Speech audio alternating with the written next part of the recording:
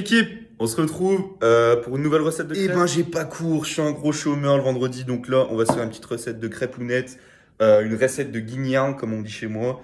On a les ingrédients et on est parti. Y a pas de pizza, y a pas de poulet bizarre, je sais pas quoi, truc gras. Non non, les gars, aujourd'hui c'est protéiné, on a dit. Aujourd'hui, regardez ce qu'on va. Du coup, on a du lait l'équipe.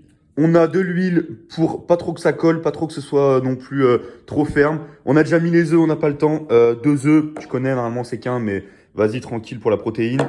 On a de la farine, important les gars, achetez-en, il y en aura plus dans les supermarchés dans 3 mois les gars. Ça c'est... non. Je vous conseille, c'est un petit déjeuner les frères. C'est un petit déjeuner si vous faites du sport, si vous allez à la muscu. Je vais taper dans 75... Oula, non, 75 grammes de farine.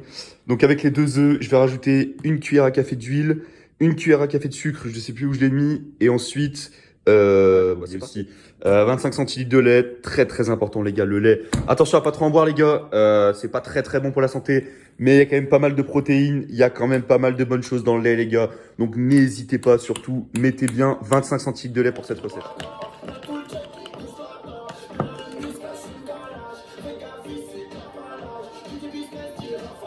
Je vous avoue les gars, je fais pas cette recette souvent, mais tranquille, dites-vous un truc.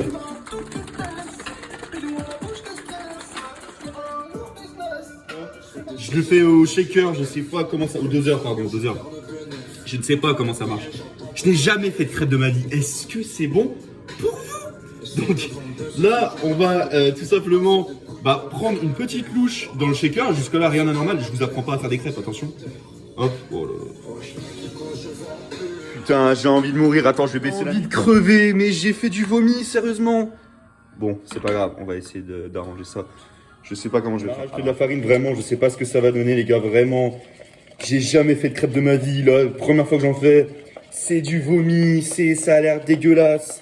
J'ai envie de le jeter dans le jardin, déjà. Donc, on va bien voir ce que ça donne. C'est pas... Après, c'est pas...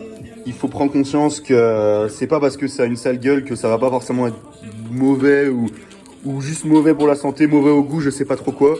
Les gars, fiez-vous pas aux apparences, c'est le plus important. Donc là déjà, on va l'acheter. Grâce à mère, je vais voir ce que ça va donner avec ce nouveau mélange, les gars, je vais vous dire. Mais honnêtement, très honnêtement, et je vais te rappeler de quelque chose. Un guignol, ça ne perd jamais confiance. Jamais confiance en soi et jamais confiance en sa cuisine. Donc les gars, ce qu'on va faire, c'est qu'on va arrêter de se poser des questions tout simplement. On va commencer par verser une louche de plus. Attendez. Dans... Oh, elle s'est bien décollée dessus. Donc déjà, je vous propose un petit... Bon, il n'y en a plus beaucoup. Un peu de Nutella, les gars. Très important pour le goût, vraiment. Faites pas attention à ceux qui disent que dans le Nutella, il y a de l'huile de palme. Ils ont raison, mais les écoutez pas. C'est pas grave. De toute façon, dans 20 ans, il y aura plus de chocolat. Donc dites-vous que Nutella en premier. Ensuite, on va disposer ça. Je vais vous montrer de suite.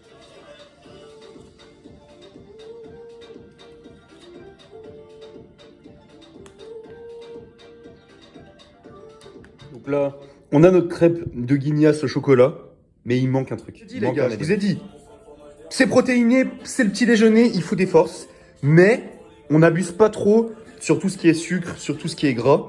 C'est pour ça qu'on va rajouter un peu de sucre en poudre, tranquillement. Passe dessus, vraiment les gars, vous allez voir, c'est un goût croustillant, c'est bon. Franchement, c'est trop bon, ça donne un goût de fou. On va goûter ça les gars, je sais pas ce que ça va donner honnêtement.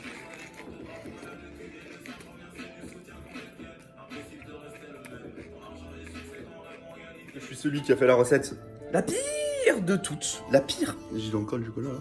Et franchement, c'était pas très dur, mais bon.